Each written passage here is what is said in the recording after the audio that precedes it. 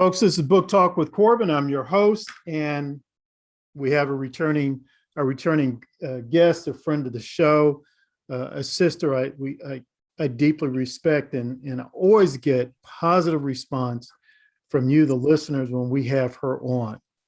She really, whenever she speaks to us, she generates some conversation. But sister, I think you do that everywhere you go, isn't it? Isn't that true? Well, maybe not everywhere I go. But Sometimes I actually go to sleep. But then again, you're right. Maybe in my mind, I'm fighting with myself in my dreams. But I think that God has called me to look for truth. I have to discover truth. And in fact, in my new television show that I do every week, my little handle is we're sorting through the noise of the news to find truth. And I think that the reason God has me on this journey is because I had believed so many lies of the left and got involved in so many criminal activities and drug activities and sexual activities that just landed me in a life of turmoil and chaos. Mhm. And so upon being born again, I just put all of that aside and started looking to find his truth and adopted a habit of reading a proverb a day so that I could discover what people were thinking about when it comes to self-governing and personal responsibility. So yeah, I guess I could create some controversy over that because most people don't want to hear the truth. And so you have those that want to shut you down and cancel you, but then you have those probably like those in your audience that you just described that really want to know truth. So I appreciate Yeah. that they enjoy every time I come on. They do, and they do want to hear the truth, particularly biblical truth, and they do want to hear from you. And I want to do everything in my power to see to it that more people hear from you. Sis, I had originally scheduled to talk about Israel, but you had just mentioned an article I have not had the opportunity to read yet, but you said you just finished an article on the Biden administration and the situation that just popped off in Afghanistan. Is that correct? Right. I have a nationally syndicated column that I've been writing now for creators for about 10 years. And prior to that, I was with Script News Service. So every week I have to finish that. And so this weekend, of course, I was looking at, like most people, turn attention to Afghanistan. So you haven't seen it yet because it just gets to my editors on Tuesday mornings, and then they post it out, and then it goes all over the world, actually, and throughout the country for people to read. The thoughts of Star Parker. So I put my thoughts down on this debacle in Afghanistan and how it's just symptoms of a confused America. You know, when we think about what has gone wrong and this embarrassment that we're all feeling and remorse and loss, it's not in a vacuum. It's connected to the left and the way that they see the world. And, you know, President Biden was right in his speech that, that it was just a long legacy of Americans' involvement that preceded him. But what he forgot to say is that every president comes in with things that preceded him. And now it's up to that new president to apply his principles and his policies. And what we saw yesterday was an application, or over this weekend was an application of President Biden's principles and his policies. And they are very weak. They were very confusing, and they're humiliating for those that really believe that foundational principles of self-governing, foundational principles of freedom.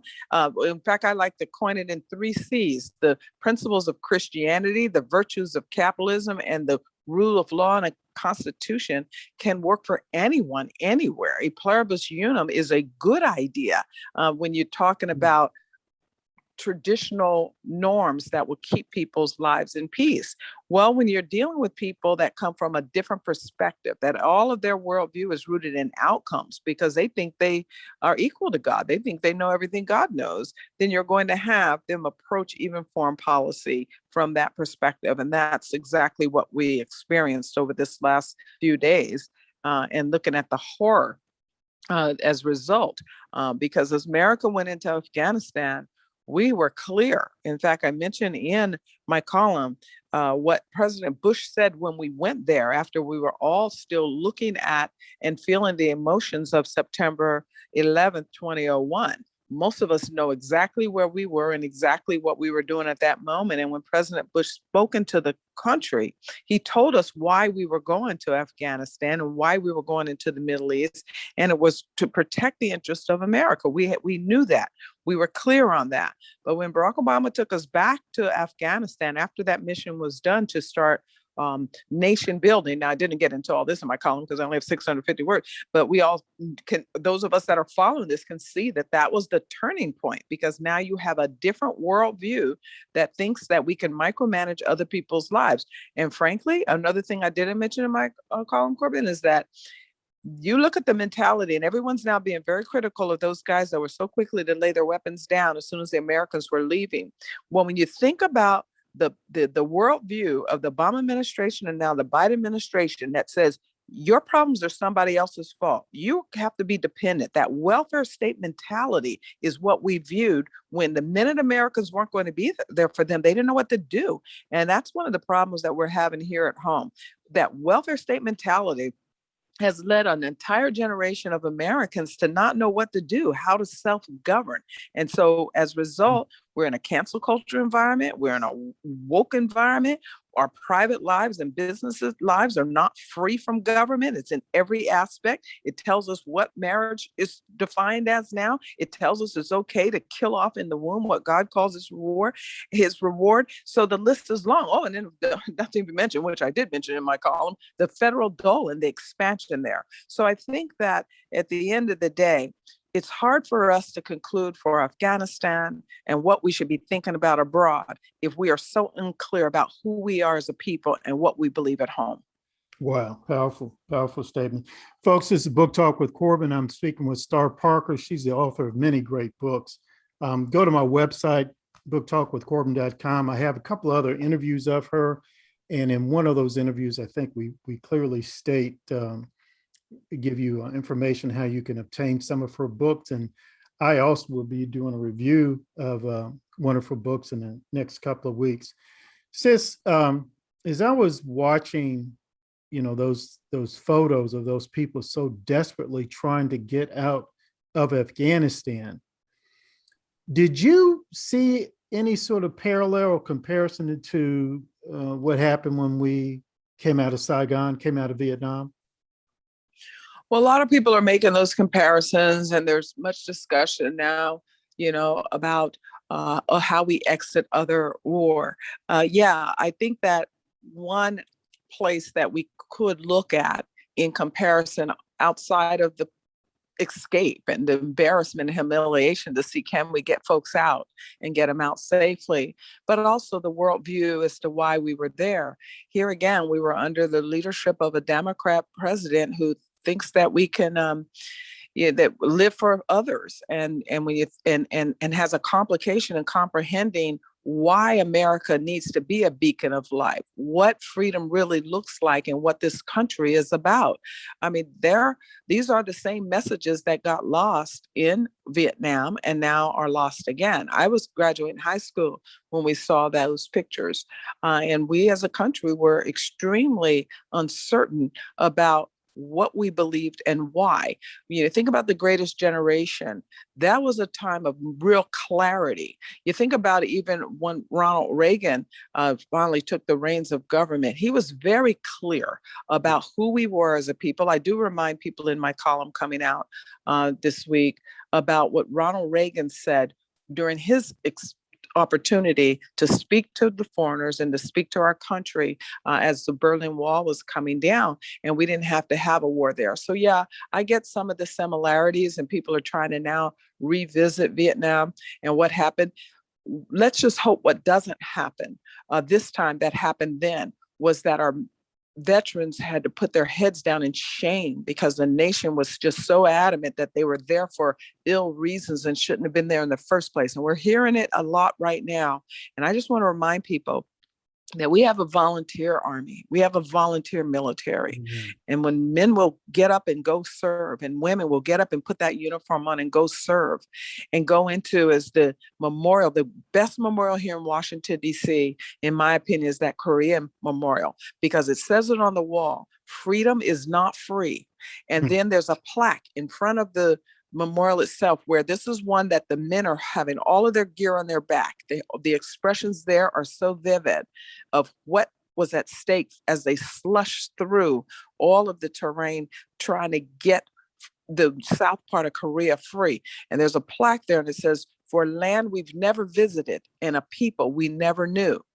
And when you think about what happens every time those Koreans from South come here in America, that is one of the most alive memorials here, that they put flowers. They're so thankful as they come to America, to our nation's capital, where I am right now, and lay their flowers to thank us, to have been there for them, even though that conflict is still going on, as we know. And now, unfortunately, with what happened with Afghanistan, we may even see the strengthening of the resolve of the North Koreans to try to put more pressure on South Korea.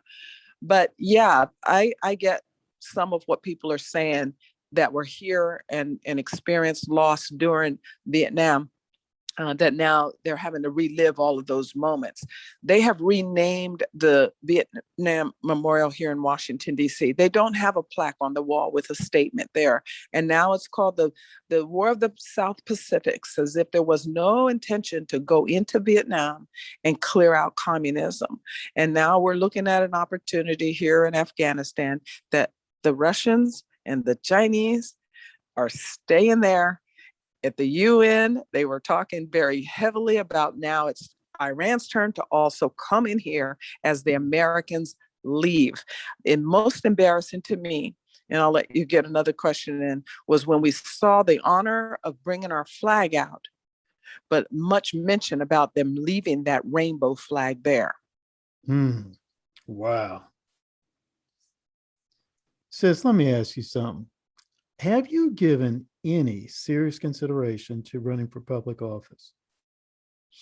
I have not, since I did, because I attempted in 2010 when the Tea Party wave was in the country. There were many that were thinking that the wave may have also come to California, which is where my residency is. And so I was talked into going into a district that I didn't live in to see if we could take away a seat from a very vulnerable congressional leader. I think that while I learned much from that experience, I think one of the biggest lessons is to not get out and do something that God hadn't asked you to do. I knew that I'd come to Washington to establish CURE, the work I do today, CURE Policy, the Center for Urban Renewal and Education. And I put that on hold to go back to California with the excuse in my mind that whether I'm in the inside or the outside, the principles that I'm working with and the policies that I want would not change. And I did think that maybe I should go inside and try to get some things done. But the reality is that the congressional voice here is just that, a voice and one vote. And I can get so much more done on the outside, running a policy institute to try to impact and influence legislation, as opposed to being there and trying to get a bill passed. Most of us know that this has gotten very, very difficult, especially now with the breakdown of civil society and the picking of one side or the other. Is very difficult for any congressional leader to get something done, and especially that they're only here 2 years. I was just over the weekend in Wyoming with some dear friends that I hadn't seen in a long time because they were in the Congress, but they had 2 years. Well, a couple of them had 2 terms, which is 4 years, but they're not here anymore. And they run through here very, very rapidly. It's very, very difficult to even establish relationships as a result. So that's a long answer to your short question, but I'm very determined and focused on what it is I'm trying to accomplish through my work here in CURE for the country. One is to end abortion. You know, abortion is not only morally inconsistent with scripture and very immoral and has medical implications, but abortion also feeds a narrative, that narrative of victimhood that we hear throughout every area of life now, that people cannot control their impulses, so they need big government. And so it opened up the door for big government, and now we have family collapse as a result. So we want to end that. We also want all education and housing policy in the private sector. There's no excuse and no reason for government to be picking winners and losers when it comes to where people live or where they educate their children. So HUD and Department of Education really should not be in existence. And I want to do everything I can to convince American people to let's not use our tax dollars to do that federally. These areas belong in private sector and are individual choices. People should decide where they want to live and where they want to send their children to school. And then, of course, finally, is to personalize Social Security. I really believe that money should go to IRAs instead of to the IRS. The challenge we have with our retirement system, not only financially, that it doesn't have the ability to really take care of all of its obligations over the year, but it's also ownership of government. You don't really own it. It's a tax. The Supreme Court has ruled twice that Social Security is simply a tax. So that means the Congress can change it at any time. You can't transfer it to your heirs, and you get a lousy rate of return. So the best thing we can do is start moving our youth from that government-controlled system of retirement into where they actually have a stake in America, that they own their life and they own their wealth, and they can transfer it to their next generation. I believe if you own Wall Street, you won't burn down Wall Street. If you're a part of capitalism, you love capitalism. So those are the things I need to do. And I'm just not sure I can do them from the inside, my brother. So it's Yeah. better for me to keep working on them on the outside. I hear that. And you know, again, I've had the good fortune, you know, over my life to meet with a lot of special people and spend some time with them. And that's one consistent thing. I see them, that they're clear about their mission. They're like you. I'm clear about my mission. I'm clear about why God has put me here and what he's called me to do. I got a couple of quick questions before we leave here. And let me say this is Book Talk with Corbin. I'm here with Star Parker. Please check out my other two interviews with her at booktalkwithcorbin.com. You had mentioned about education here in Louisville and really all throughout the country. Yeah, you froze up. I'm not sure. Can you hear me? Oh, yes. Yes, I can. Okay. Yeah, I couldn't hear if you asked another question. Go ahead. Here in Louisville, really all throughout the Commonwealth of Kentucky, we have an organization that's taken the lead, No Left Turn in Education, and battling critical race theory. And one thing that's come up, and I just want to get your response, is that how these teachers feel it's almost as if their mission or obligation or job it is to turn students into agents of social change. That was actually said in some documents. It was written in some documents, turning them into agents of social change. And we've even had reports where some students were asked, what is your preferred pronoun? Now we're talking about elementary age students. Can you give us a little some of your response to that? I am so thankful that critical race theory is now being discussed on a national level after a year of COVID, when parents saw all of what their children are being taught in a government funded, union controlled environment. Because now parents have no excuse to turn their children over to a secular state and expect different outcomes, expect consistency with their values. The government's interest should not be in educating our children. It should protect our interests, not plunder our interests. So yes, they've stepped it up a notch in their secular environments of indoctrination of students that they've been doing for quite some time.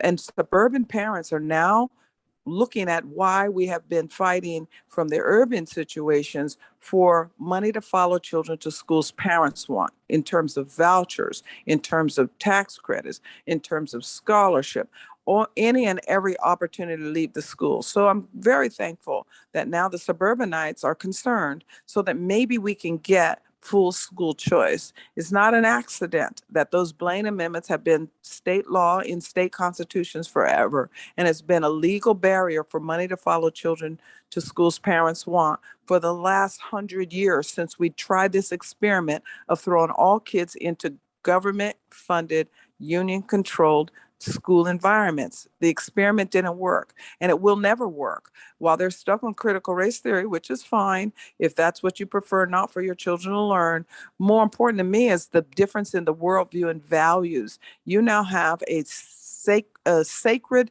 environment where people who believe in God being forced to send their children to the same school in an environment of secular. These two worldviews will never work. The Bible's very clear that two cannot walk together unless they're agreed.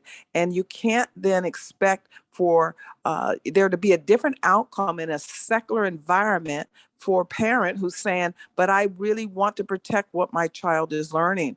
I think it is an affront to American history that now the critical race theorists, the Marxists, are making their voices so vocal, but this is not new. Even what we're hearing through their 1619 project, this is not new. Communism didn't show up yesterday. The fight against Christianity didn't start in our lifetime or generation. But what we're dealing with now in the spoiled generation of America is seeing the result of leaving the cancer to grow and fester. And now we see that it's not only in our urban core, it is all throughout education, government funded, union controlled education apparatus. So the question on the table for those teachers is, why are they there? Maybe it's time for money to follow children to schools parents want, and for those teachers to start developing schools, for the private sector to start developing schools. So there's not an alternative situation, but it is a competitive situation. And that's what makes America beautiful. That's the beauty of capitalism. When you compete, when you have competition, it makes the product better for all. So yes, I think that while it's dark, it's the best of times and the worst of times. But I tell you, anytime you have a crisis, you have an opportunity to change things. So yes, there's a crisis in front of us with critical race theories, but this is a great time for us to change things. We had a wonderful decision at the Supreme Court last year during COVID at the Espinosa decision, where they found that it is not unconstitutional for money to go even to religious schools. So we have no excuse not to get up on out of this government experiment and start saving our children. Wow. Folks, I'm going to have to conclude the interview here. As usual, Sister Star Parker is really, she's thrown it down for us to give a lot to discuss and think about and to pray about. Sister, thank you so much for being with us today. Well, you're welcome. You're welcome. And we talked a lot about my columns. So people want to get my columns, they can go to curepolicy.org. You can find it just by looking up Star Parker and just sign up. We'll even put it in your email box once a week. We don't overwhelm anyone. We send one email a week. So, and in that, you'll get my show, you'll get my column, you'll get a few other things that we do. But it's curepolicy.org or urbancure.org or Star Parker. Okay. And if we go to one of those websites, we can sign up and you say receive articles, newsletters, etc. Well, once a week, you'll get an email from us. Yeah, it's actually just one place. They're all going to just go to the same place because people say, wait, what did she say again? It's Cure Policy, or some people call us Urban Cure, or just look up Star Parker. And it's all going to go to curepolicy.org. That's the work that we do here in Washington. And yes, if you sign up, you'll get an email once a week that will have my weekly show in it. It'll have my weekly column in it and a lot of other little goodies. Might even have what we just did an interview in it, because we take this and put it on our blackcommunitynews.com so that we can get out the message even stronger. Amen. Thank you so much, sis. I will be. You're welcome. Okay, let's do it again. God bless you. Thank you for having me on.